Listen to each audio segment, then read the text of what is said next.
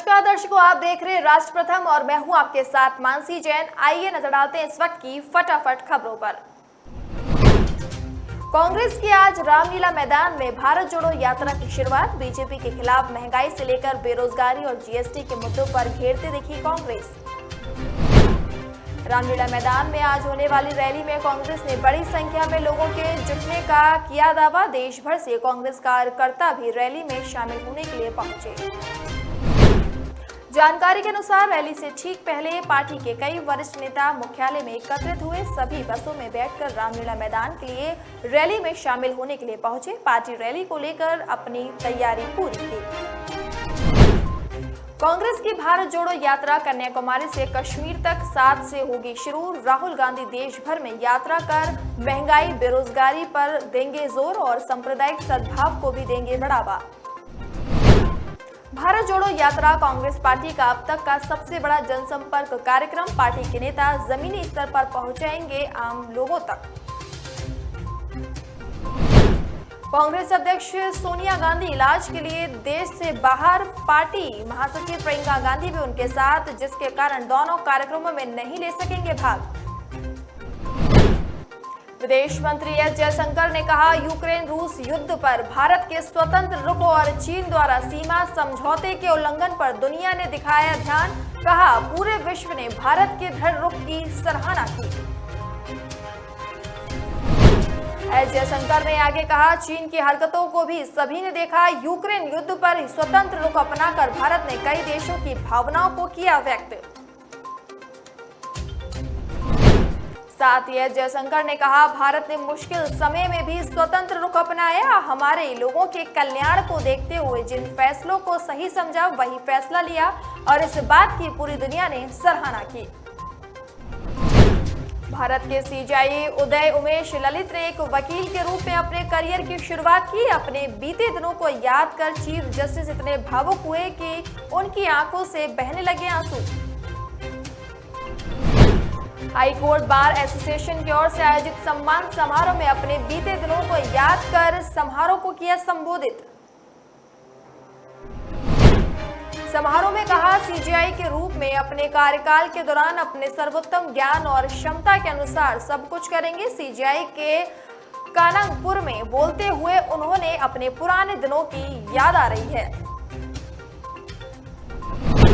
झारखंड के देवघर हवाई अड्डे से बीजेपी नेता की कथित जबरन उड़ान मामले ने पकड़ा तूल। बीजेपी सांसद निशिकांत दुबे और मनोज तिवारी समेत अन्य लोगों पर देवघर के एटीएस से जबरन क्लियरेंस लेकर चार्टेड प्लान से उड़ान भरने का लगा आरोप। इस मामले को लेकर पुलिस में शिकायत दर्ज कराई गई। अब जवाब में निशिकांत दुबे ने भी देवघर के डीसी के खिलाफ दिल्ली में एफआईआर दर्ज कराई। मामले को लेकर केंद्रीय नागरिक उड्डयन मंत्री ज्योतिरादित्य सिंधिया का भी आया बयान सामने। कहा, मामले की जांच के बाद पूरी तरह से सच्चाई सामने आ जाएगी। निशिकांत दुबे ने देवघर के डीसी के खिलाफ दर्ज कराई एफआईआर की जानकारी ट्वीट के जरिए दी। साथ ही झारखंड के सीएम हेमंत सोरेन पर लगाए गंभीर आरोप। निशिकांत दुबे ने लिखा कि सीसीटीवी फुटेज निकालकर सुरक्षित क्षेत्र में घुसपैठ करने साजिश रचने और आरोप पर पुलिस ने मेरे खिलाफ मुख्यमंत्री जी की सुपारी ली। मणिपुर में जेडीयू के 5 विधायकों के बीजेपी में हुए शामिल। बीजेपी में शामिल होने के बाद बिहार का सियासी पारा चढ़ा। बीजेपी पर जेडीयू की ओर से विधायकों के खरीदने का लग रहा है आरोप। वहीं बीजेपी भी अपने ऊपर लग रहे आरोपों का जवाब देने में लगी।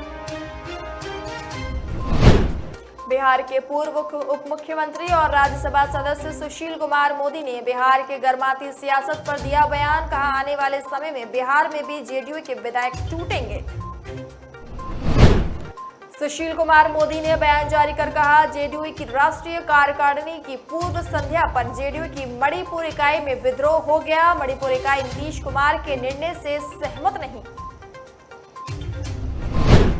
जेपी नड्डा 2 दिवसीय दौरे पर हरियाणा पहुंचे। इस दौरान नड्डा बीजेपी कार्यकर्ताओं, नेताओं, विधायकों, पार्टी के कोर समूह और गठबंधन सहयोगियों जननायक जनता पार्टी के नेताओं से की मुलाकात। बीजेपी के वरिष्ठ नेता विनोद तावड़े ने नड्डा के हरियाणा दौरे की जानकारी दी। नड्डा ने कहा, इस पर राज्य इकाई को निर्णय लेना चाहिए।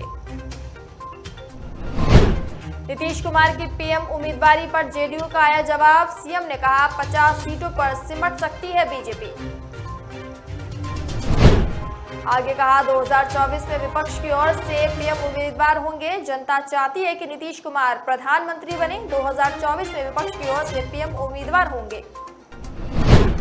यूपी के सीएम योगी का दबदबा अब ट्विटर पर भी दिखने लगा। सीएम योगी ने कांग्रेस उपाध्यक्ष राहुल गांधी के ट्विटर फॉलोअर्स के मामले में उन्हें पीछे छोड़ा। सितंबर 2015 में ट्वीट पर पहली बार अकाउंट बनाने के बाद से अब तक सीएम योगी के 21.5 मिलियन फॉलोअर्स हुए। वहीं राहुल गांधी के फॉलोअर्स की संख्या 21.4 मिलियन हुई। समाजवादी पार्टी प्रमुख अखिलेश यादव ने सीएम योगी से काफी पहले ट्वीट पर अकाउंट खोला था। सपा प्रमुख ने ट्वीट पर सीएम से करीब 6 साल पहले ट्विटर पर रखा था कदम। जम्मू कश्मीर पुलिस ने स्वीकारी राजौरी में आतंकियों की मौजूदगी। कहा, जम्मू कश्मीर में हर आतंकी का करेंगे सफाया। पुलिस महानिरीक्षक ने कहा कि तलाशी एवं घेराबंदी अभियान जारी। पुलिस महानिरीक्षक का कहना, लोगों के मन में सुरक्षा बोध हो। जम्मू कश्मीर में हर आतंकी का करेंगे सफाया। मंत्री मनसुख ने स्वस्थ सबल भारत सम्मेलन का किया उद्घाटन। अभियान का मकसद अंगदान के लिए उपेक्षा की भावना को दूर करना। मंत्री मनसुख ने कहा, अंग मुहैया कराकर उनका जीवन बचाया जा सके। अभियान का मकसद अंगदान के लिए उपेक्षा की भावना को दूर करना। पूर्व कप्तान सौरव गांगुली 16 सितंबर को ईडन गार्डन पर फिर से खेलते हुए नहीं आएंगे नजर। आगामी लीजेंड्स लीग क्रिकेट के मैच से नाम लेंगे वापस।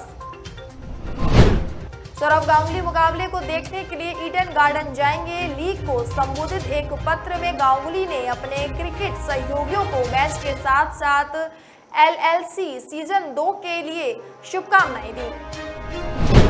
गांगुली ने पत्र में लिखा, मैं आपकी लीजेंड्स लीग पहल के लिए अपनी शुभकामनाएं देना चाहता हूं। दिल्ली एनसीआर के मौसम में आज से होगा बड़ा बदलाव। मौसम विभाग के अनुसार अगले कई दिनों तक हो सकती है बारिश। सामान्य से 2 ज्यादा 36.4 डिग्री सेल्सियस दर्ज। मौसम विभाग के अनुसार दिल्ली में मौसम में बदलाव हुआ। सरकार के कैबिनेट मंत्री अनिल राजभर ने सुबह सपा के राष्ट्रीय अध्यक्ष ओम प्रकाश राजभर को दी नसीहत। मंत्री अनिल राजभर ने नसीहत वाला बयान वाराणसी में दिया। अनिल राजभर ने कहा, बीजेपी में ओम प्रकाश राजभर के लिए कोई वैकेंसी नहीं, उनके लिए हमारे यहाँ कोई जगह नहीं। साथ ही कहा, बीजेपी सरकार में मंत्री रहने के बावजूद भी लगातार बीजेपी पर हमलावर तेवर अपनाए रहने वाले ओम प्रकाश राजभर फिलहाल इस समय सरकार के साथ नहीं है, लेकिन ओपी राजभर की तरफ से लगातार बीजेपी के साथ जुड़ने के प्रयास किए जा रहे हैं। उत्तर प्रदेश की योगी सरकार ने प्रदेश भर में गैर मान्यता प्राप्त मदरसों का सर्वेक्षण कराने का लिया फैसला। सरकार के इस फैसले पर ओवैसी ने केंद्र और यूपी सरकार पर साधा निशाना।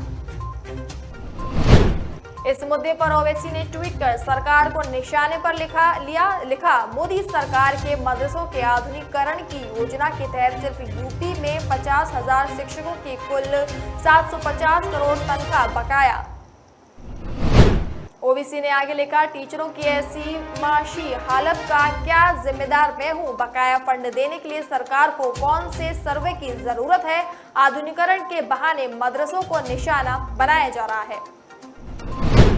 उत्तर प्रदेश में योगी सरकार के गैर मान्यता प्राप्त मदरसों का सर्वे कराने के फैसले पर राजनीति का माहौल हुआ गर्म। राज्य की माध्यमिक शिक्षा राज्य मंत्री गुलाब देवी ने शुक्रवार को इस मुद्दे पर दिया बयान। कहा, शिक्षा में भ्रष्टाचार नहीं होने दिया जाएगा। अगर मदरसों की जांच होगी तो स्कूलों की भी जांच होगी।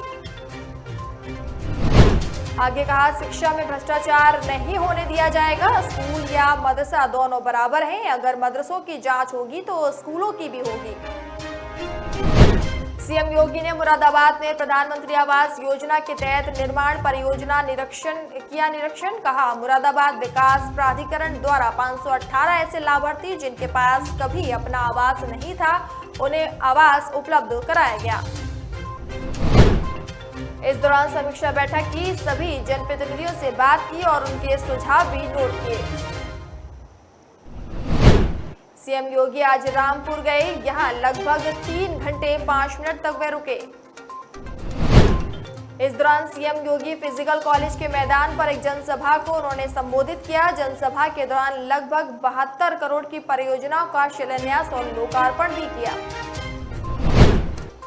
मुख्यमंत्री के रामपुर आगमन की तैयारियां पिछले कई दिनों से चल रही। जारी कार्यक्रम के अनुसार सुबह 11:30 बजे मुख्यमंत्री हेलीकॉप्टर पुलिस लाइन स्थित हेलीपैड पर उतरा था। सबसे पहले वे पुलिस लाइन में निर्माणाधीन आवासीय भवनों का निरीक्षण करने पहुंचे। पुलिस लाइन में ही जनप्रतिनिधियों और पार्टी पदाधिकारियों के साथ उन्होंने बैठक की। सीएम योगी ने कलेक्ट्रेट में नवनिर्मित महात्मा विधुर सभागार का लोकार्पण किया। इसके बाद मुख्यमंत्री ने सभागार में पार्टी पदाधिकारियों की बैठक भी ली। मुख्यमंत्री लोकार्पण के दौरान गदगद थे और सभागार को देखते हुए एक शब्द में तारीफ करते हुए कहा, अति सुंदर। कलेक्ट्रेट में महात्मा विधुर सभागार का लोकार्पण जिले के इतिहास में एक नए अध्याय की शुरुआत है। भारतीय संस्कृति की झलक दर्शाता ये सभागार आधुनिक तकनीकी सुविधाओं से सुसज्जित, जनपद वासियों को बेहतर प्रशासनिक सुविधाएं उपलब्ध कराने का प्रयास। बिजली की समस्या को लेकर सड़क जाम कर प्रदर्शन करने के मामले में SS special magistrate MP MLA court ने आप सांसद संजय सिंह और सपा के पूर्व विधायक अनूप संडा समेत 19 आरोपियों के खिलाफ तय किए आरोप। मामले में अगली सुनवाई 16 सितंबर को होगी। मामला कोतवाली नगर से जुड़ा। अभियोजक पक्ष के मुताबिक वर्ष 2008 में सपा विधायक अनूप संडा व संजय सिंह समेत कई लोगों ने बिजली की समस्या को लेकर शहर और ख्वाजा कॉम्प्लेक्स के पास सुल्तानपुर प्रयागराज मार्ग पर जाम कर किया था प्रदर्शन।